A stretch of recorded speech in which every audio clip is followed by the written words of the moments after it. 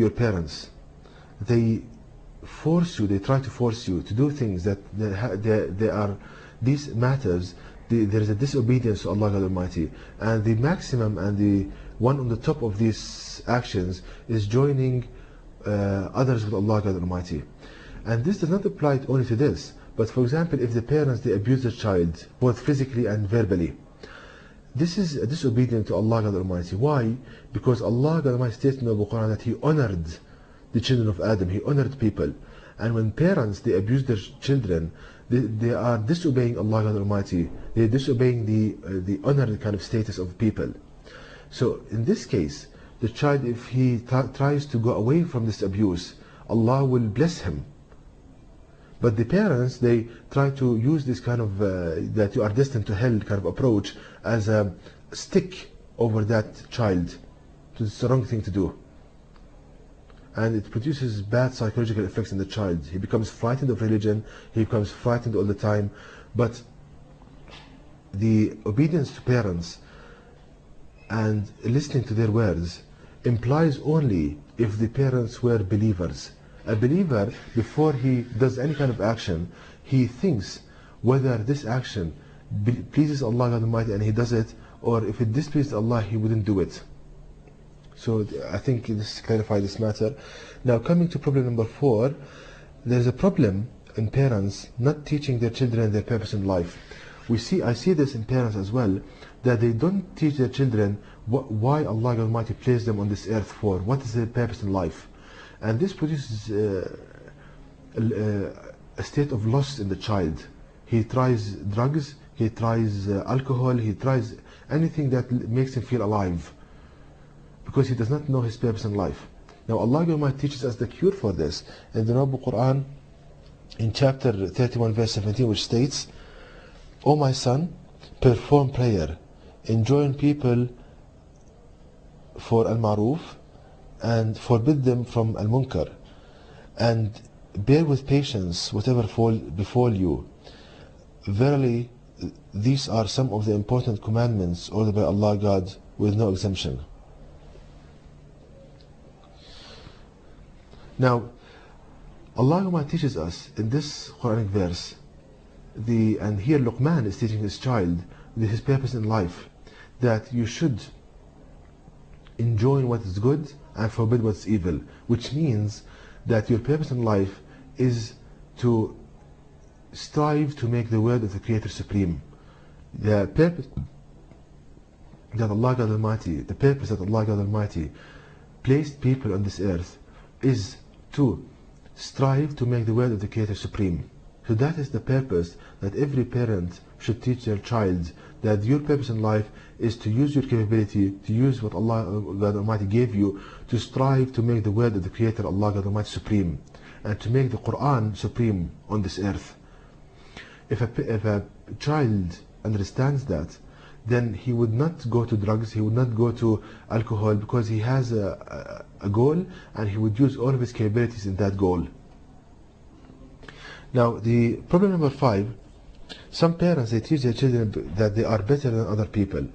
Some parents, they teach their children that they are far superior to other people, and that other people are nothing compared to them.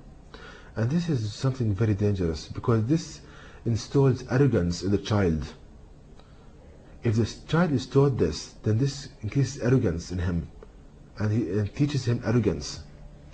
And arrogance is a very bad quality, because if a child is arrogant towards other people, then eventually he would be arrogant, and he would disobey his parents, and he would be arrogant and disobey Allah God Almighty. Because when Allah Almighty advises him something, he would put his opinion better than Allah God Almighty. It's very important, very dangerous aspect. Now, what's the Quran view on this? Allah Almighty states in the Quran, chapter 31, verse 18, the following: And turn not your face away from men with pride, nor walk in insolence through the earth. Verily, Allah God likes not each arrogant boaster. Now, Luqman is teaching his child here not to turn his face. Luqman is teaching his child not to turn his face in arrogance with people, like turning his face away from people in arrogance. So Luqman is teaching his child not to be arrogant and not to turn his face away from people in arrogance. So a parent should teach a child not to be arrogant and to be kind to people, because if a child is not arrogant, then he would be from the guided ones, because arrogance is the main sin, is the sin that produces all other sins. Because if a person is arrogant, then he believes that his opinion is better than that of Allah God Almighty to him, and he would do all of other kind of sins. Now, coming to the problem number 6, parents teaching their children that being rude is the way to communicate with people. Now, I see this with parents as well, that they teach their children that rudeness and being impolite to people is the way to get what you want from them. And this produces a very bad psychological effect on the child, and also it drives people away from that person. If a person is rude to people, whatever that he's saying, people will drive away from him. Now, what's the Qur'an view on this? Allah states in the Quran, chapter 31, verse 19, "And be moderate in your walking, and lower your voice. Verily, the harshest of all voices is the voice of the donkey." Now, Luqman is teaching his child to lower his voice.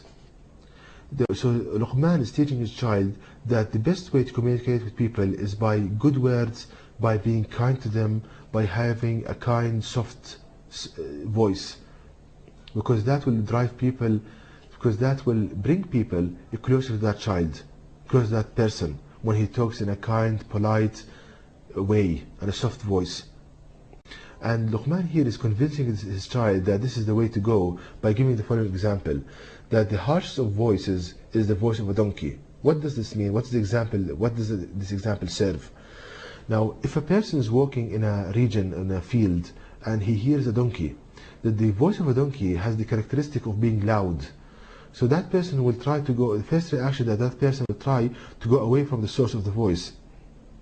Likewise, if a person shouts and he's loud mouthed and rude to people, your first reaction would be is to go away from that person, whatever he's saying, whatever the message that he's delivering.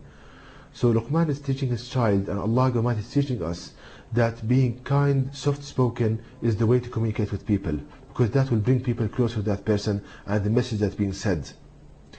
So we see, brothers and sisters, the light of the Noble Qur'an and the mercy that Allah Almighty contained in this book. And it's a book that people, if implemented, they would not need any other book, and their teacher would be Allah God Almighty, and the reference book would be the Noble Qur'an. And to know more details about this topic, please visit my website at www.quran-miracle.com, and you can email me at zqurantheater.com, and may the peace and blessings of Allah be upon you all.